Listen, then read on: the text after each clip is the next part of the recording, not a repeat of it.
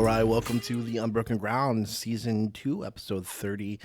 This one's going to be called Fishing Lessons. I thought about calling it Teach a Man to Fish, but that seemed to be too on the nose, and so probably not going to do that. It's probably going to be called Fishing Lessons. I also could, in the weird parts of my mind, I might just call it If you can dodge a wrench, you can dodge a ball. And that's where you get to my weird sense of humor. And if you know what that reference is, then you already know all that. So thanks for joining me. Once again, if you have any... let's talk about... if what we're going to talk about is... asking questions. I've been listening to a book on questions called Questions Are the Answers. There's a couple of things I want to talk about that. And then also just a few riffs on what that means for us as Christians. And that's it. So if you have any thoughts, replies, comments, as always, you can find me at Facebook // The Unbroken Ground. You can find me at theunbrokenground@gmail.com, as well as on Instagram, Snap, BeReal, and Threads. All ways that you can interact with me or the Unbroken Ground, and any questions or thoughts you have about the podcast. Hey, thanks for joining me, and let's jump in.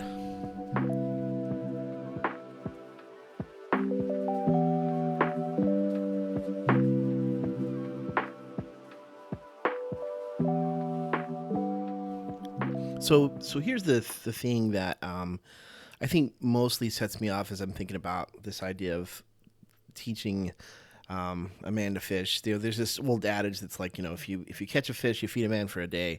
If you teach a man to fish, a person, if you will, to fish, then they can feed themselves. And I think this applies really well to the idea of learning how to ask questions. One of the things that has, I guess, been a hallmark of my life is that I always have questions. I always want to know more. I always want to have I always have a curiosity about things. I always want to learn. I want to know why things are the way they are. I want to know why we do what we do, why we think what we think, why. And so I have naturally always asked a lot of questions, and I like living in the kind of in that world of, where we don't necessarily have to have all the answers to the questions. In fact, we may have questions that just lead to more questions. But one of the things that God has kind of brought to me as an opportunity is that for my work, I'm going to be teaching a workshop in November. So it's been a while. I've been thinking about this for a long time, about how to be better problem solvers.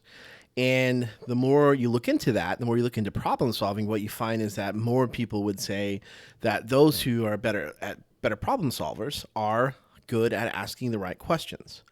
And I read this, like I was listening, not reading, but listening on Spotify to this book called Questions Are the Answer. And it is just an outline of how finding the right question has catapulted people into success in business and in their lives. And it's being willing to ask the hard questions and not being dismissive of those questions that seem to go against the grain or don't fully kind of integrate in the way we've always done it before.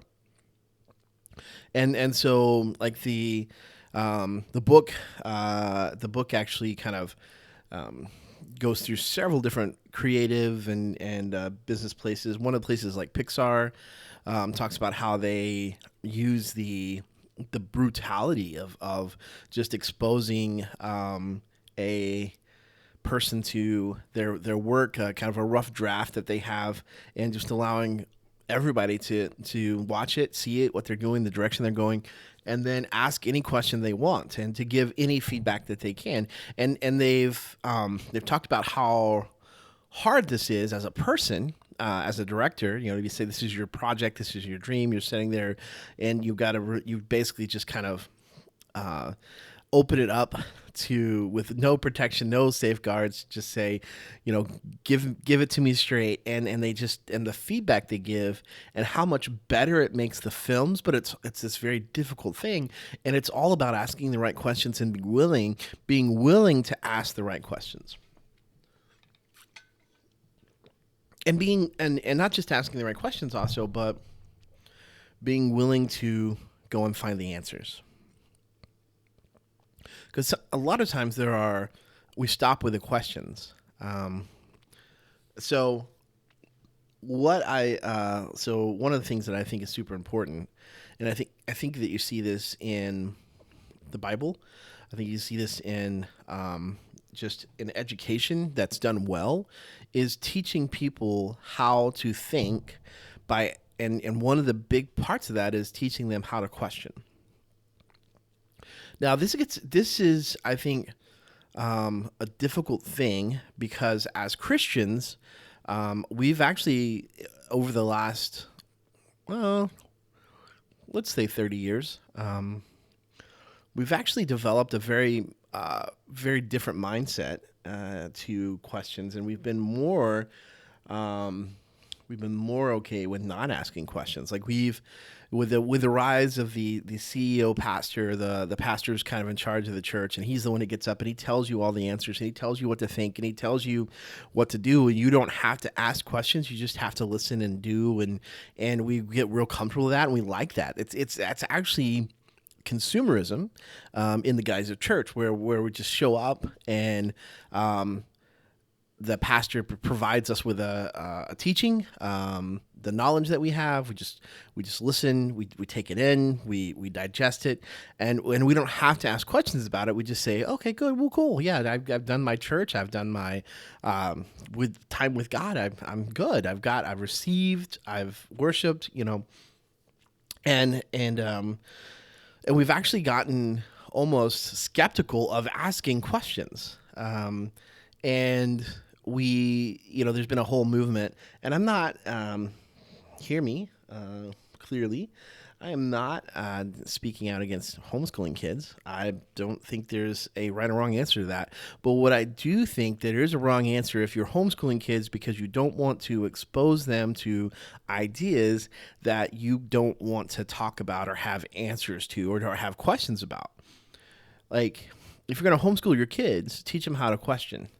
And including teach them how to question the things that you're teaching them, because what happens to those people when they go off into the world and they don't have the skills or the tools to be able to defend what they believe, because they've never actually broken down what they believe. They've never actually thought through the process of, why do I believe what I believe, and does that make sense, and is there a defense for that, and instead it's like, well, just always believe that. Like when people are faced with that, they get out in the world, they don't know how to interact with the rest of the world, and even more so in talking about the idea of what are we teaching youth, and how and what do we do to help youth be better followers of Jesus and more deeply dedicated to following Jesus. One of the things is we need to teach them how to think through critically what it is that Jesus believes and says and does in the New Testament, and then how does that apply to our culture now. And I talked about this a little bit, a couple of weeks ago, that we really haven't done a great job of giving youth the ability to evaluate, to be critics of their own culture, because we have shied away from them being critics of our church culture, our church ideas, because we are afraid that if they ask questions, then they would maybe walk away, especially if we don't have answers. But as a lifelong person who asks questions, I have to just kind of chime in here and really say that not having answers is less damaging than just saying you can't ask questions. Not having answers is less damaging than just saying, hey, here's kind of the scope of ideas that are out there. You go think about it. and let's talk about it, and let's think through like logically, and let's use knowledge and wisdom and things that God gives us. Those things that God gives us to be able to think rightly about things. Like He gives us that. There is an element of just faith, but that happens in everything. If you want to. If you want to be real, there's an element. So if you want to believe there's no God, there is a faith that you have to have, because there are answers you can't answer that are based in that science can't answer, that we don't have answers for, and so you just have to believe. How did we just? I mean, the constant fact that if the Earth was just 1 millimeter or even smaller than that in the wrong place, then we never would have had the atmosphere that we have. We never would have had the vegetation. We wouldn't have been a planet that we could live on. And so when you think about that, like how precise it had to be, you have to have faith to be like, yeah, it just happened. I mean, so you're gonna have to have faith. We have faith because we believe in God and in the things that God teaches us and says. So there is faith, but there is also a process by which you have to evaluate and begin to learn and own what you believe. And we stunt that process when we don't teach kids, youth, adults how to ask questions or how to think through what they believe. When we just say, just believe, don't worry about it, we remove that God-given ability for people to think through and make their own conclusions, and we even shy away from that. And I think that's what we see has really occurred with the people that are a little bit younger than me. I hate to say that because that makes me sound old, but I am old. In some ways I am, but there are people younger than me that have gone on journeys of deconstruction because they got into their adulthood and they realized they had always just accepted things and never asked questions, and so now they're like, I gotta ask all the questions, and instead of that being seen as a beneficial part of what it means to learn how to follow Jesus, it's often seen as this very bad thing of like, how dare you ask these questions, and almost like you've got to go somewhere else. You can't be a part of us if you're going to ask these questions. And I think that is just unfortunately a overreaction by the Christian world to the shift in thought, be that you can just believe whatever you want. There doesn't have to be a logical explanation behind it. There doesn't have to. You can just, and two things can be true because I can believe one thing and you can believe the other. And that was all like, the whole postmodern relativity, all that stuff that was everyone was so afraid of when I was, in high school and coming out of college and stuff like that. And we were like, oh no, we got to push back against that. And so what we did is that we pushed so hard into just fundamentalism of just, you just believe because we said so, that we stunt the maturity and the growth of those people who want to really ask the questions and seek them out. Like Jesus never goes, hey, don't ask me that question. Jesus knew, like he knew that the Jewish experts of the law and the Sadducees and the Pharisees were coming to him with loaded questions. Like he knew that they were trying to catch him in a logical fallacy or a blasphemy, right? And yet he never said, hey, don't ask me questions. Instead, he would be like, all right, I hear what you're saying. Let me ask you this question. What do you think about this? Not here's how you should think. He said, what do you think? When Jesus is faced, when the crowd leaves Jesus after he does his speaking about eating his flesh and drinking his blood, and John talked about that a couple of weeks ago. So shout back to that podcast. You haven't listened to it yet, but he talks about that. And So his disciples come to him, and he asks them a question. He says, "Who do you say I am? Are you going to leave me too?" And so asking questions is not the dangerous part. Asking questions and being curious and finding out answers is actually part of how we grow in our faith, and how we begin to own our faith. When we begin to learn and we begin to see and we begin to learn why we believe what we believe and how we believe and why and how that's come about and why other people believe that way, that strengthens our faith. It grows our faith because we begin to see the foundations and the reasons why we believe.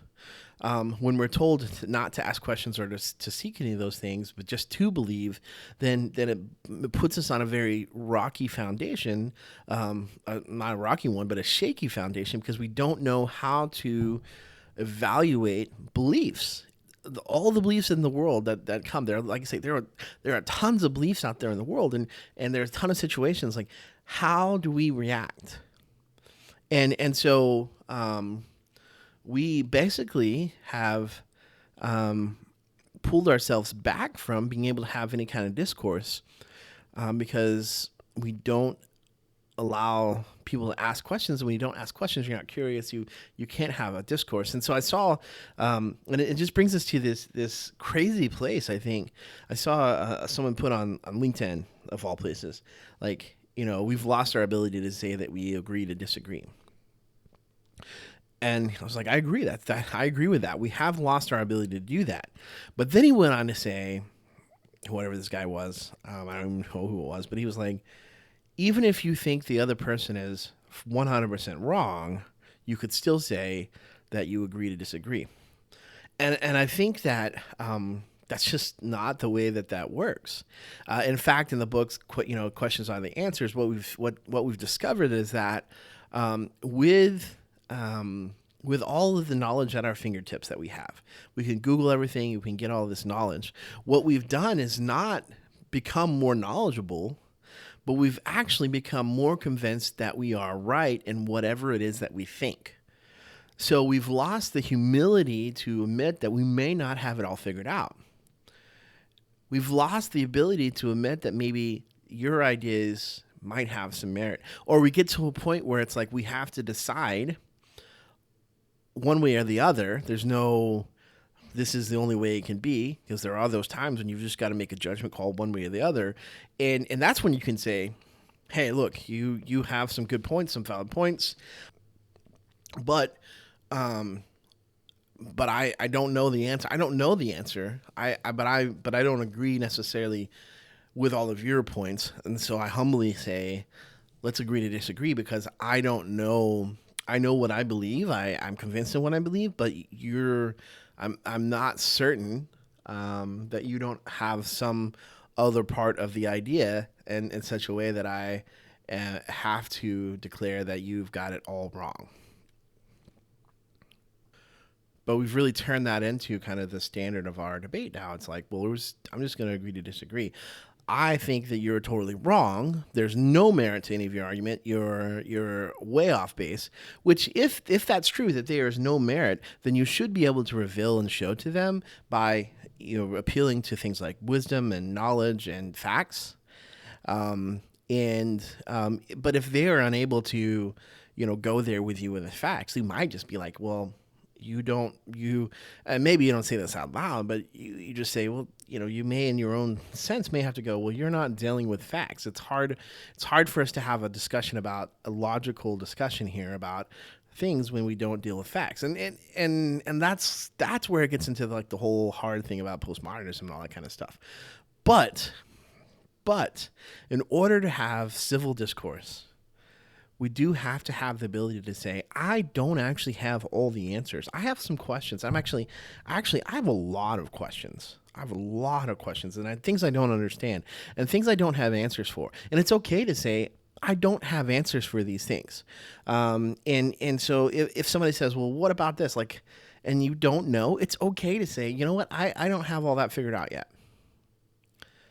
And that may not satisfy some people, but to just blindly be like, well, no, I've got it all figured out. I don't have to, in any way, have to think through any of the questions you ask me.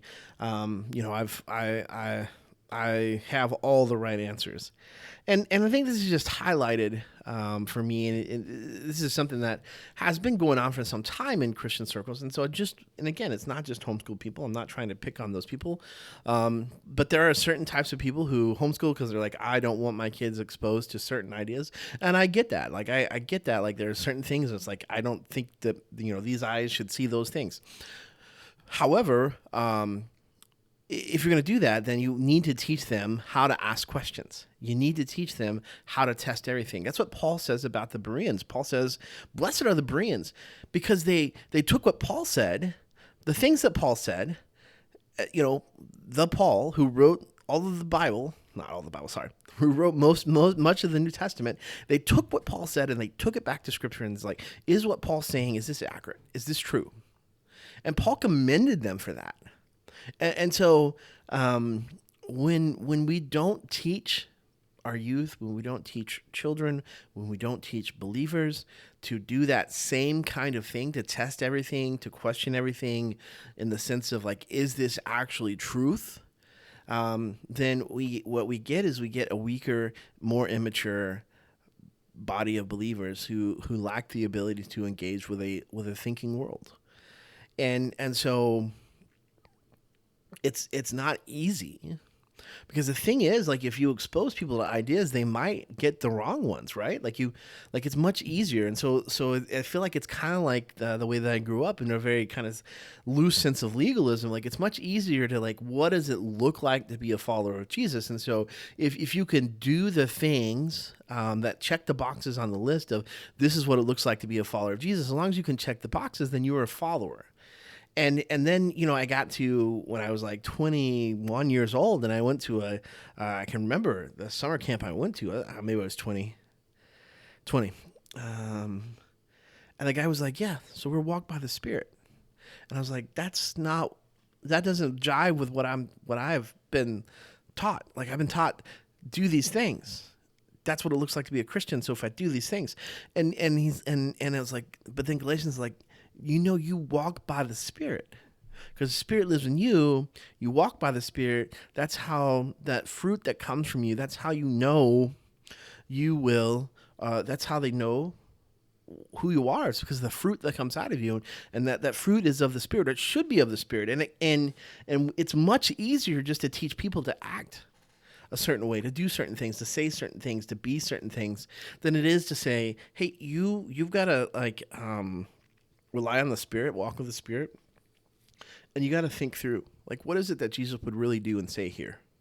What is it that Jesus, if Jesus was here in this moment, now that I'm a representation of Jesus, that I'm his representation, I am his ambassador, as Paul says, what would Jesus do? Because that's what I should do, rather than just saying, well, a Christian does this, and if those things don't fit into the box of what I'm trying to do here, then I don't know what to do, because I haven't developed the ability to ask questions and do all the things and learn all the things and engage.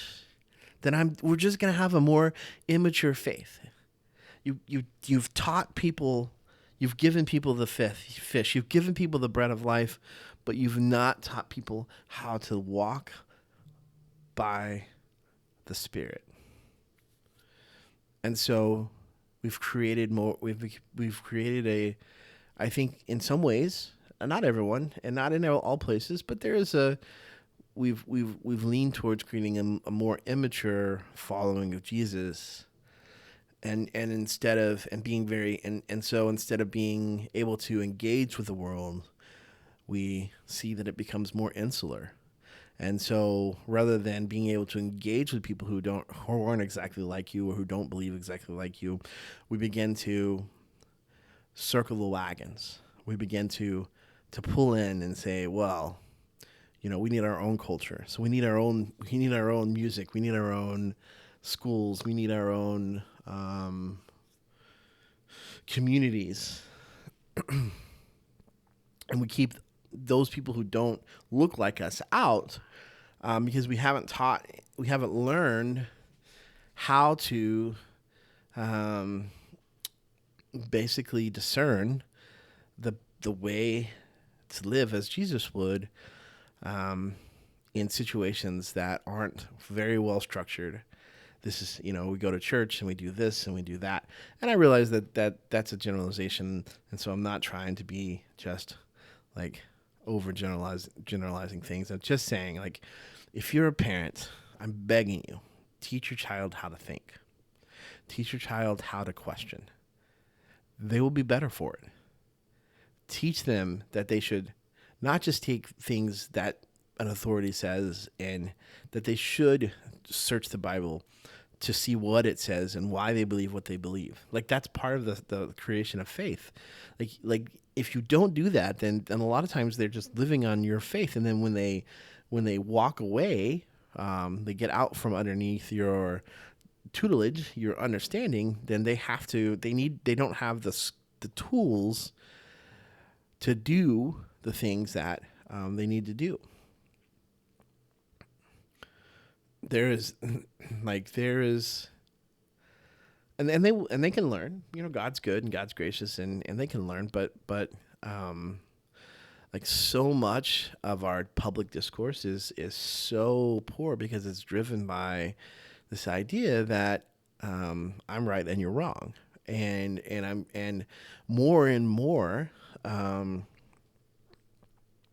we have fed into the idea that confirmation bias is the best possible thing that we could have.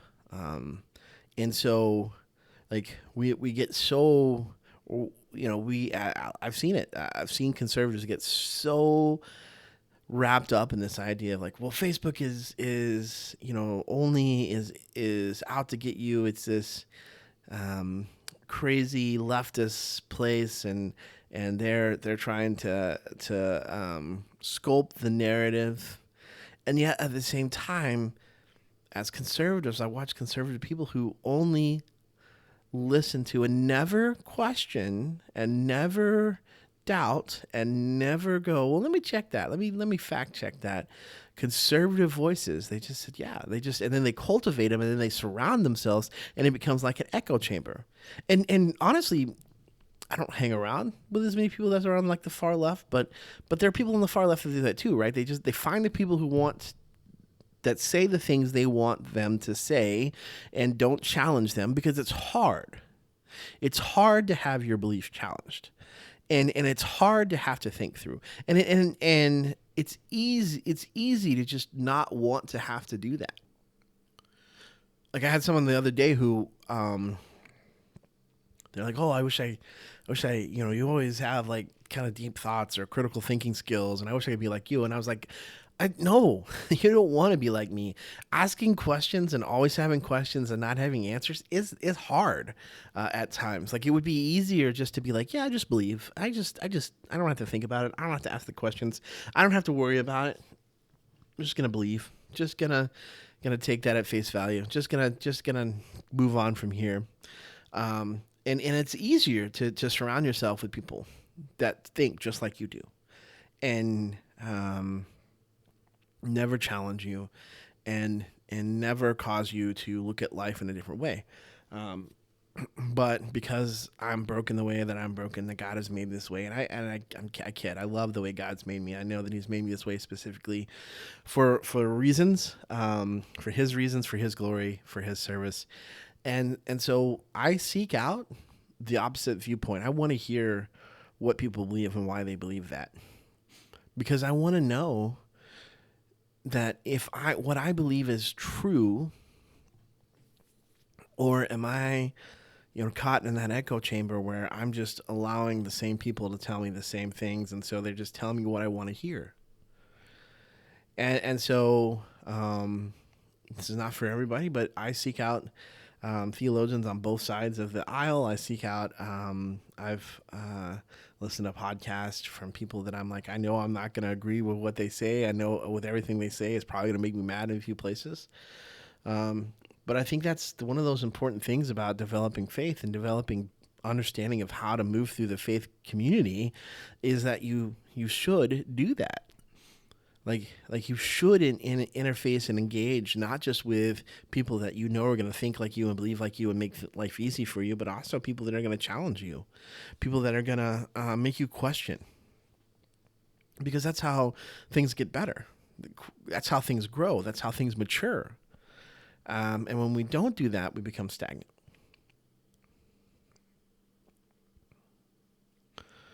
And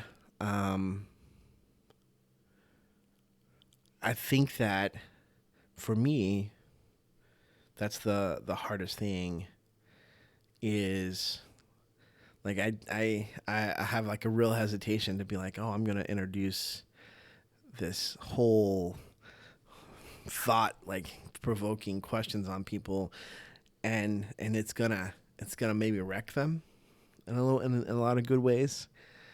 Um, because God puts that back together, right? He allows us to have our ideas to be smashed, and then God builds them, puts them back together, reconstructs them into something better, into more like who He wants us to be. But it's hard, and but that's the whole thing from the adage, right? Like it's easy to just to do it yourself and then hand them the fish. It's harder to teach them how to catch and clean for themselves, because you know how to do it. You know what to do and they don't. And we love to be in control, and we love to be the ones in charge, and we love to be the ones that are being leaned on because we're so good at things. And so it makes it hard for us to hand the reins to somebody, our child, to a youth. And on top of that, like, what if they go off in some crazy, weird direction? You know, what if they run off the reservation? What if they, like, yeah, it can happen. But if you've taught them that you love them, if you've taught them that God loves them, then they should come back. And also, like, maybe that is what you need. You need in your faith too. Is a little something that disrupts the way that you believe, the way that you understand, so that you can grow. Maybe you've been stuck in the same place for 30 years. And you feel like you've answered all the questions. And you feel like there are no more questions. And you feel like you know it all. And you're just kind of waiting for God to come back. Maybe you need that disruption in your life. Like maybe it's not just the kids that you need to be taught to ask questions. Maybe you need to ask questions.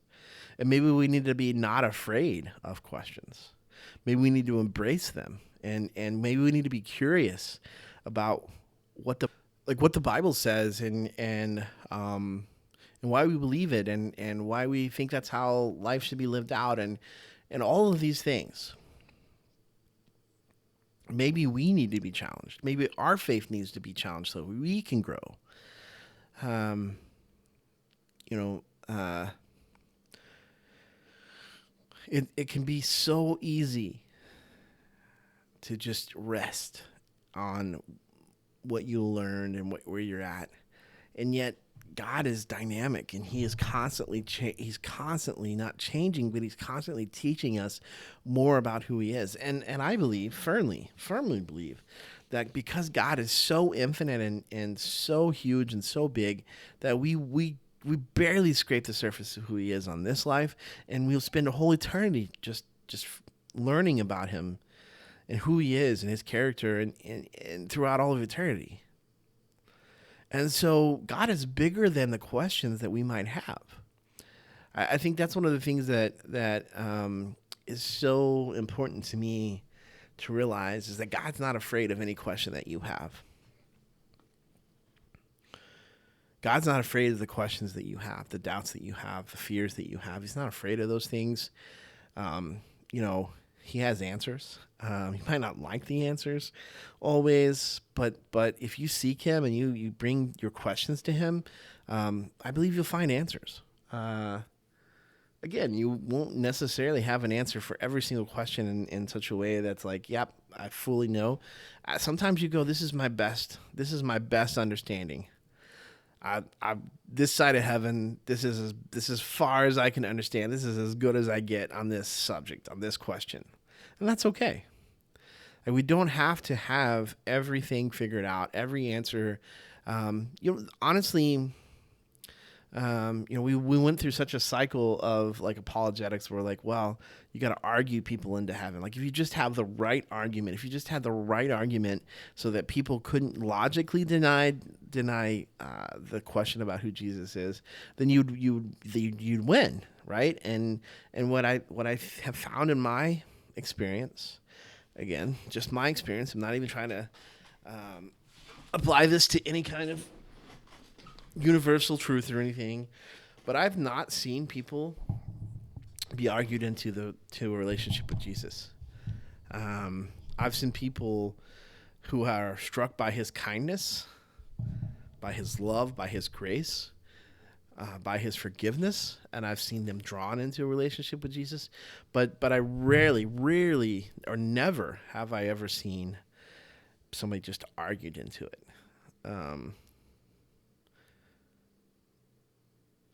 It doesn't mean that there's not good arguments or that we don't have, things that we can say. We do, and a lot of times we do. But we should not just excuse that and just be like, all right,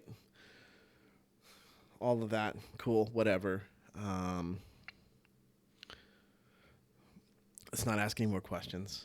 Let's not try to think any more thoughts. And I think that does make us less mature and less able to interact with the world, and less ready to engage with people about who Jesus is and what that means. So there's a challenge. There's the challenge to issue to you today. If you have kids, teach them how to think and teach them how to ask questions, and force them to work on hard questions. Hard religious questions, hard spiritual questions. Like, don't shy away from the questions that they have, and even the questions you don't have answers to. And as they get able and ready, expose them to the way people in the world may think, and questions they may have, and even just thoughts that don't necessarily align with what your thoughts or what you feel like thoughts Christianity aligns with, but expose them to that and have them ask their questions about those things, because that's how they mature. That's how they mature in their belief and their faith. You can't insulate people and expect them then to be able to be salt and light in the world. You can't insulate people and expect them not to turn to judgment rather than curiosity. And so that's the challenge. There it is. Teach people curiosity and not judgment. Teach people questions and not condemnations. People don't need to hear, for the most part, people don't need to hear how bad they are. They do need to hear about how much God loves them. They do need to hear about how much God wants them to be wants to be in a relationship with them, wants to be in a community with them. They do need to learn that there are other ways to approach life than the way that they've always known.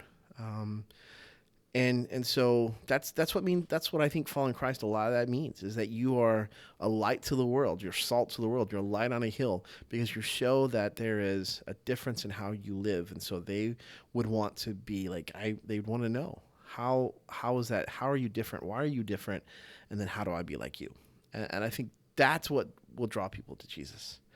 And engaging. That's why asking those questions is so important. So there's a challenge.